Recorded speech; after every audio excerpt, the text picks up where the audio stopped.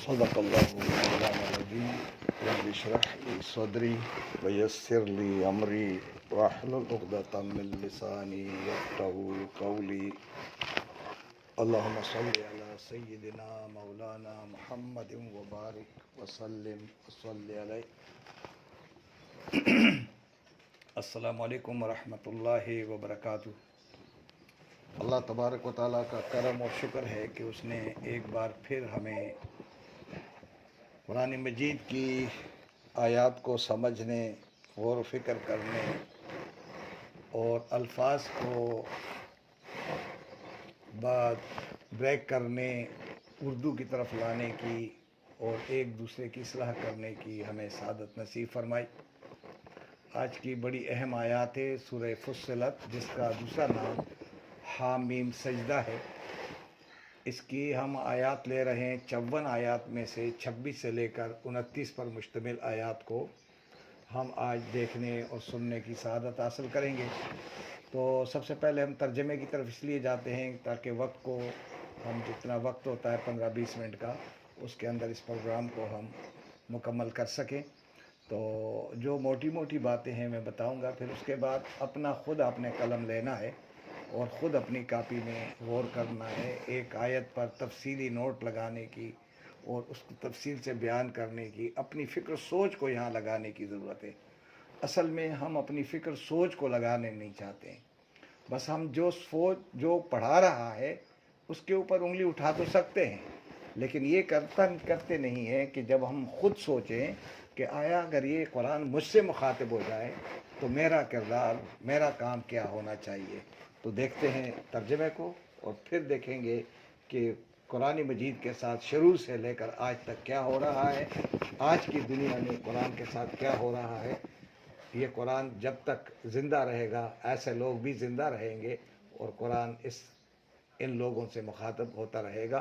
آئیے دیکھتے آج کی دنیا میں قرآن کیا ہے. وقال الذین، قالا کے معنی اور کہنے لگے،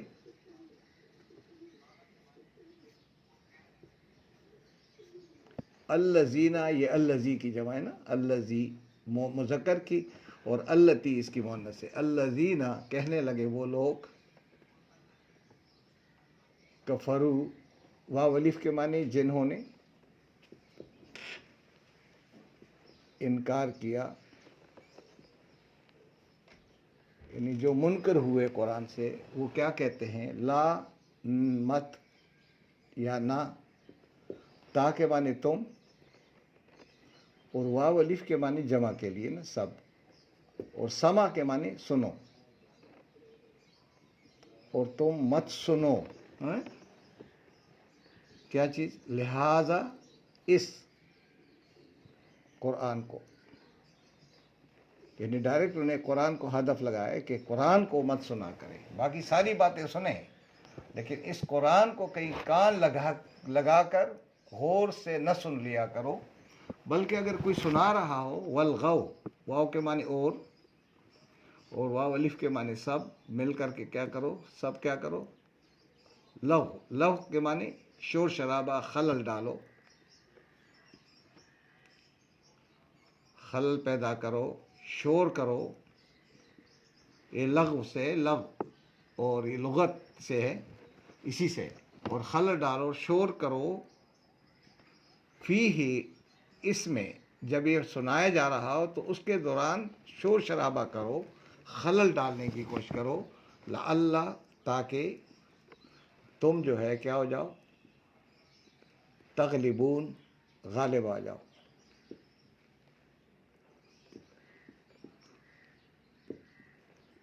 یعنی اب تا علادہ ہے، لفظ غلبہ علادہ ہے. اصل لفظ جو ہے، ورب جو ہے غلبہ ہے، واو نون جمع کے لیے ہے. یہ تا جو ہے یہ اس کے لیے ہے کہ آپ کو حال اور مستقبل کے بارے میں بتائے گا کہ تم غالب آؤ گے، غالب آ جاؤ گے اگر تم نے اس قرآن کو سننا چھوڑ دیا، اور جب قرآن کوئی سنا رہا ہو تو اس میں خلل ڈالو تاکہ لوگوں کے دل اور دماغ اور فکر سوچ ادھر ادھر رہے، قرآن کی طرف نہ آ جائے، تو تمہیں غلبہ مل جائے گا. اب اللہ تبارک و تعالیٰ فرماتے ہیں فَلَنُذِيقَنَّ، فا کے معنی ترجمہ ہم کریں گے، فا کے معنی پھر یا پس، اور آگے لام جو ہے یہ تاکیدی ہے کہ ضرور، اور نون کا معنی ہم، آگے لفظ ذیق ہے، اور ذیق اردو میں ذائقہ کو کہتے ہیں، کہ ذائقہ چکھا دیں گے،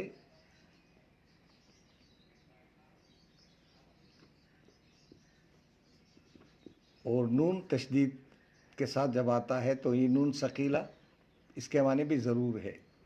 تو آپ دیکھیں کہ ایک لفظ میں یعنی جو الفاظ ہیں، یعنی فا کا علادہ ہے، لام کا علادہ ہے، نون کا علادہ ہے، نون تشدید کا علادہ ہے، درمیان میں جو لفظ ہے نا ذوق ہے، یہ ذوق اردو میں استعمال ہوتا ہے، اسی سے ذائقہ ہے اور اس سے ذوق بھی ہے۔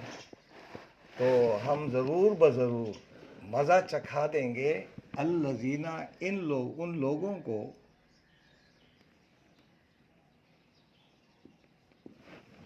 کفرو، جنہوں نے انکار کیا تھا، جنہوں نے قرآن سننے سے، سمجھنے سے انکار کیا تھا۔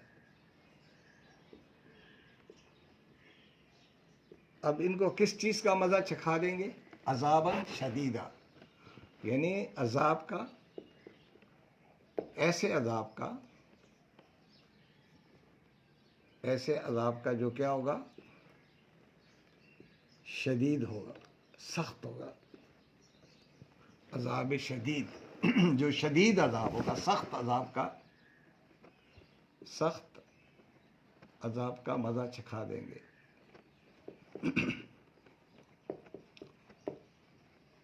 آگے دوبارہ دیکھیں، یہ تو ہو گیا کہ ہم مزہ چکھا دیں گے سخت عذاب کا، اور دوسرا دیکھیں وَلَنَجْزِيَنَّ، اس کا اگر ہم لیں فَلَنُذِيقَنَّ الَّذِينَ كَفَرُوا لَنَجْزِيَنَّهُمْ، پھر یہ ہوگا نا، اور کیا کریں گے؟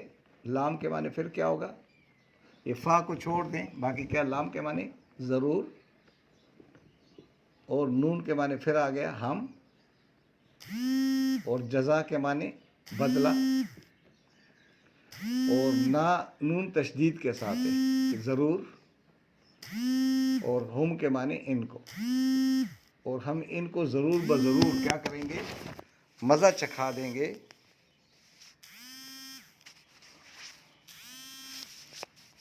اسفا، اسفا کے معنی یہ برائی، بدترین، برائی کا، الذی، وہ جو، کانو، کیا کرتے تھے، یعملون، کام، وہ جو یہ کام کیا کرتے تھے، اس کام کا ہم ان کو، اس برائی کا ضرور بدلہ دیں گے۔ اب ان کی برائی کیا تھی کہ انہوں نے کہا تھا کہ شور شرابہ کرو اور اس قرآن کو مت سنو، تو ان دونوں باتوں کا جواب اللہ تبارک و تعالیٰ نے یہاں دے دیا کہ ہم تو عذاب شدید کا مزہ چکھا دیں گے، اور ہم ان کے اس برے عمل کا کیا کریں گے؟ ضرور بدلہ دیں گے۔ اب یہ دیکھیں ذالک، اللہ کیا فرماتے ہیں؟ یہی ہے جزا، سزا، بدلہ، اس کا ترجمہ سزا بھی ہے، بدلہ بھی ہے۔ اعداء اللہ، اعداء عدوون کی جمع ہے، اعداء کے معنی دشمنان اللہ، یعنی اللہ کے دشمنوں کا کیا ہوگا؟ جزا، سزا کیا ہوگی؟ بدلہ کیا ہوگا؟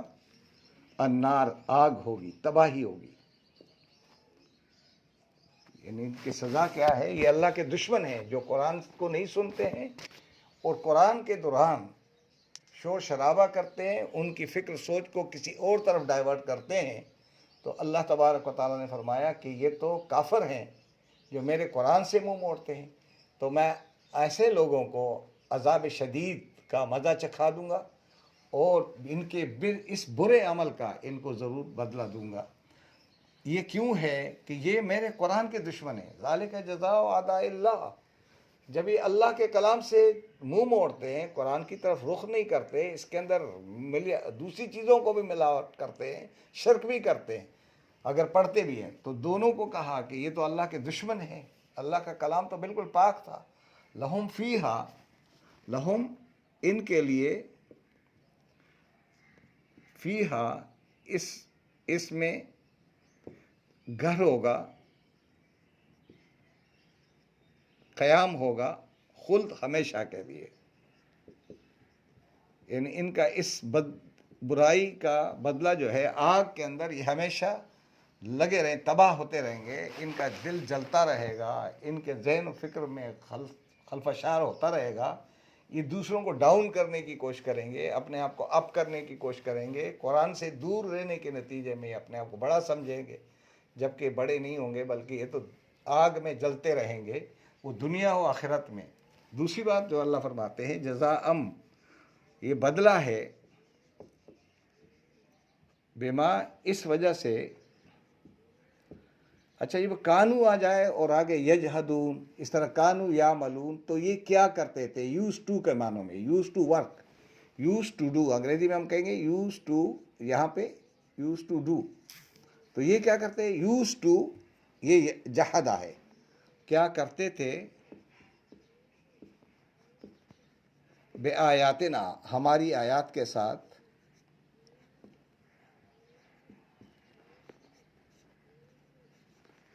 اچھا یہ یجحدون ہے، یا کے معنی وہ جہدہ، یہ لفظ ہے جہدہ، واو نون جمع کے لیے، ایک ہوتا ہے جہدہ، یہ جہدہ کے معنی یہ ہے، جہدہ جہاد سے ہے اور جد و جہد سے ہے، کوشش سے ہے یہ، لیکن یہ اگر جہدہ پڑھ لیا تو اس کے معنی لڑنا، لڑائی، جھگڑا یا منہ موڑنا، اس معنوں میں ہے۔ یہ کیا کرتے تھے، ہماری آیات کے ساتھ کیا کرتے تھے، جھگڑا کیا کرتے تھے، لڑائی کیا کرتے تھے۔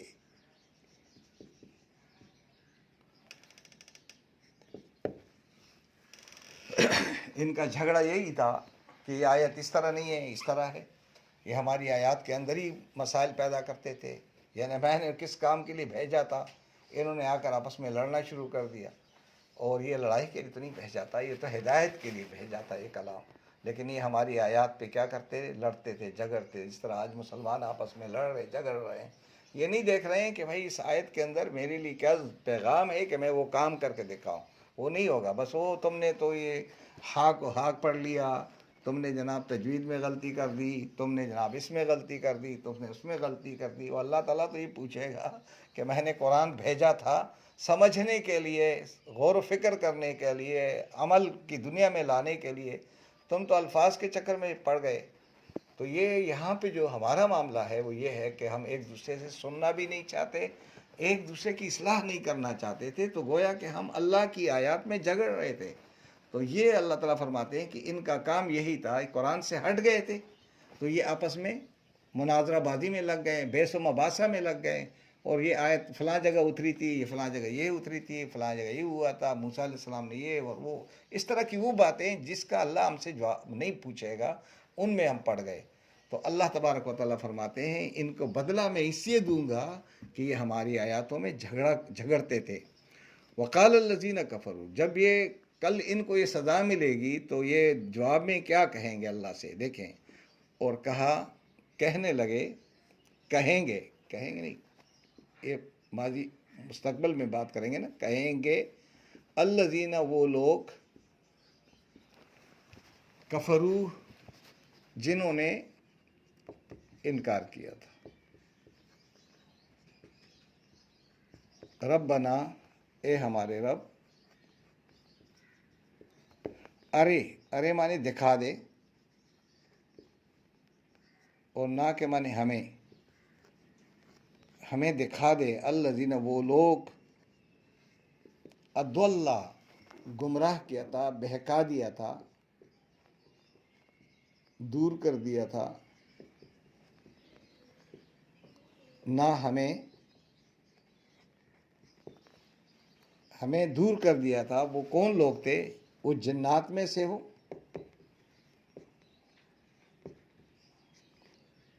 اور یا انسانوں میں سے، اور انسانوں، جنات میں سے یعنی جن میں سے یا انسانوں میں سے تھے۔ یہ خفیہ سازش اور یہ ظاہری سازش، یعنی ایک ہوتا ہے جن خفیہ ہے، تو خفیہ بھی قرآن کے خلاف بیٹھ کر کے باتیں کرتے ہیں، جس طرح جن خفیہ ہیں اور انسان بالکل ظاہر ہے، تو یہ خفیہ اور ظاہری دونوں طرح سے قرآن کے بارے میں کیا کرتے ہیں؟ ہمیں گمراہ کرنے کی کوشش کرتے تھے۔ نجعلہما، آج ہمیں دیدار کرا دے ان کا، نجعلہما کہ ہم کیا کریں؟ جعلا کر دیں، ہما دونوں کو، ان دونوں کو، یہ ہما ہو گیا نا، دونوں کو کر دیں، تحتا نیچے، یا تحت بھی کہتے اردو میں، اقدامنا اپنے پیروں، اپنے پیروں کے نیچے کیا کر دیں؟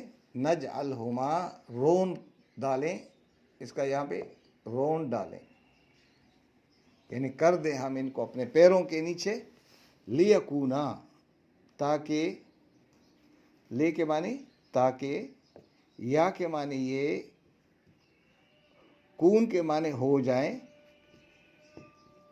اور یہ الف لگا کر کے کہا کہ دونوں، یہ دونوں ہو جائیں کیا؟ من الاسفلین، میں سے، آگے لفظ الالادہ ہے، اسفل الادہ ہے، اور یانون الادہ ہے، یعنی بدترین لوگوں میں سے ہو جائے، بدترین حالت میں ہو جائیں۔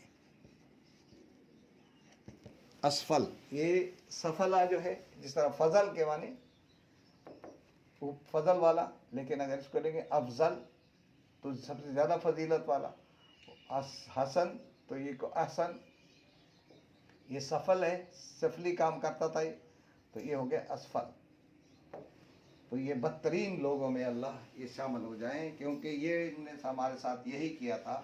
آج ہم یہی کچھ کر سکتے ہیں کہ ان کو اپنے پیروں کے نیچے رون ڈالیں اور یہ رسوا اور ذلیل ہو جائیں۔